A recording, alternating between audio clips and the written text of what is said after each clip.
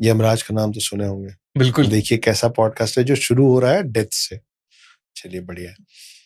हालांकि डेथ से चीजें शुरू होती हैं, अंत ही आरंभ है। अंत ही आरंभ है। और हम लोगों ने डेथ को जितना बड़ा हवा बना रखा है, वो एक कभी ना मिटने वाला सत्य है कि जो आया उसको जाना पड़ेगा। तो उससे जितनी घबराहट बनी हुई ना, उतनी घबराहट होनी नहीं चाहिए। वो घबराहट इस बात की होती है कि आपको पता नहीं है कि उसके इस दरवाजे के उस पार क्या है ना। लेकिन ये सब गरुड़ पुराण और बाकी भी वेदों पुराणों में अलग अलग जगहों पे अलग अलग तरीके से लिखा हुआ है, जो आप और मैं बचपन से एक लाइन सुनते आए कि जो शरीर है वो एक कपड़ा मात्र है, और हम आत्मा जो है वो कपड़ों के जैसे शरीर बदलता रहता है। ये सब ने सुना हुआ है। ये इतना ज्यादा प्रचलित ये लाइन क्यों है? ये इसीलिए है क्योंकि हम लोगों की मान्यता यही है, हम लोगों को सिखाया पढ़ाया यही गया है, जो कि सत्य भी है। तो होता क्या है कि जैसे ही डेथ होती है, मृत्यु होती है, मौत होती है, तो शरीर से आत्मा बाहर निकलती है। पहले लोगों का मानना था कि कुछ भी बोलते हैं ये लोग, लेकिन बाद में इसको साइंटिफिकली भी प्रूव किया गया। एक डेड बॉडी मरने के ठीक पहले उसको ग्लास के अंदर कैप्चर किया गया और उसमें से फिर एक एनर्जी निकली जो कि किसी अलग तरीके के कैमरे में विजुअल थी, उसको देख पा रहे थे, और उसका वेट भी आया था। हाँ, उसका वेट भी आया था। तो जब वो चीज निकली तो साइंस ने बोला कि दिस इज एनर्जी। तो हमने बोला कि हम भी तो यही कहते हैं, energy is neither cannot be created nor be destroyed, है ना। आत्मा के लिए हम यही कहते हैं कि वो अजर अमर है, ना आत्मा को बनाया जा सकता हो। कुल मिला के हमने जो आत्मा शब्द का इस्तेमाल किया हुआ है, उसका सिनोनिम उन्होंने अंग्रेजी में फिलहाल एनर्जी बना रखा है। ठीक है, तो आत्मा क्या है? एनर्जी है। तो जब वो क्रिएट नहीं हो सकती और डिस्ट्रॉय नहीं हो सकती है और यहां से निकली है तो कहीं तो पहुंचेगी। तो हम लोगों का मानना ये होता है कि यमराज यमदूत भेजते हैं। यमदूत ऐसे दोनों साइड से ऐसे पकड़ लेते हैं हमको और उसको हमको लेके जाते हैं ऊपर। 24 घंटे के अंदर हमने जीवन में जो भी अच्छा किया बुरा किया वो सब दिखा के हमको वापस भेज दिया जाता है यहीं पे। और तब हम यहाँ पे रह के हम अपने आप को देखते हैं, अपने परिवार को देखते हैं।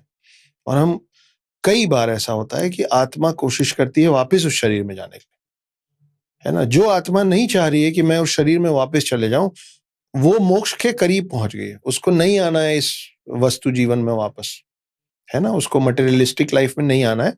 तो वो देख रही है कि मेरी बॉडी पड़ी हुई, but I don't want to go, I am done with it. ज्यादातर आत्माएं they want to go back, they want to enter back, because उनका अभी मोह माया से खत्म नहीं हुआ है। तो इसीलिए मैं बोलता हूँ कि मोह और मोक्ष जो है वो एक दूसरे के विरोधाभासी है। They are totally contradicting each other. कि अगर आप मोह में है तो आपको मोक्ष की प्राप्ति नहीं होगी, अगर आपको मोक्ष चाहिए तो आपको मोह से पल्ला झाड़ना पड़ेगा। तो ये शरीर वापस जाने की कोशिश करता है, लेकिन नहीं जा सकता है क्योंकि अब वो शरीर का काम खत्म हो गया।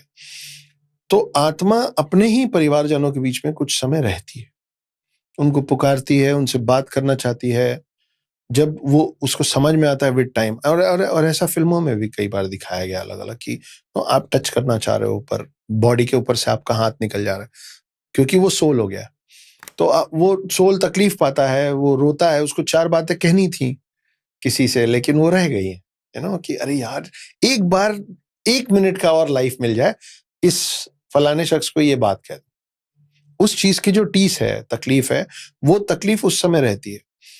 हम लोगों में शरीर को जलाया इसलिए जाता है, इसलिए जला दिया जाता है कि कुछ भी हो, आप उस शरीर में वापस ना जाओ। It's not good for you. आप सोचो ना, आप एक शर्ट को खास करके गर्मी के समय में कोई 1 दिन पहन लेगा, कोई लगातार 2 दिन पहन लेगा, फिर उसको डाल के धुलवाओगे ना, उसको फ्रेश करोगे ना। अगर तीसरे चौथे दिन उसी शर्ट को पहनोगे तो शरीर को दिक्कत होने लग जाएगी, घमौरी होगी और बीमारियां लगेगी, इन्फेक्शियस। शरीर वैसे ही है, वो शरीर का समय खत्म हो गया, उसको जाना है। तो इसलिए हम लोगों में माना जाता है कि उस शरीर को जला दिया जाए, क्योंकि अगर शरीर को नहीं जलाया जाएगा तो सोचो कि अगर कुछ करके, भाई हम लगातार we are growing, we are learning new things. तो आत्मा भी अगर लगा ही रहेगा कि कुछ भी करूंगा इसके अंदर जाऊंगा, आज नहीं जाऊंगा 100 दिन बाद जाऊंगा, 100 दिन बाद नहीं जाऊंगा 10 साल बाद जाऊंगा, तो उस चीज की कामना तो तभी रख सकता है ना जब वो शरीर है किसी भी हाल में, पर वो है। तो हम इसलिए शरीर को का अंत कर देते हैं। और वो 13 दिन का जो पूरा प्रोसेस है, उसमें आपको हर तरीके से मुक्ति दिलवाने की कोशिश की जाती है। पंडित बैठते हैं, पूजा पाठ होता है। आपने किसी का गलत किया है तो आप दान पुण्य करके उसको बराबर करने की कोशिश कर, मतलब आपके परिवार वाले करने की कोशिश करते हैं। और फाइनली फिर आप आत्मा का सफर शुरू होता है वापस, जहां से उसका क्लेंजिंग कुछ इस तरीके से होता है कि जब वो अगली बार शरीर में घुसे तो इस जीवन का उसको कुछ याद ना रहे, तो वो रीबूट किया जाता है उसको।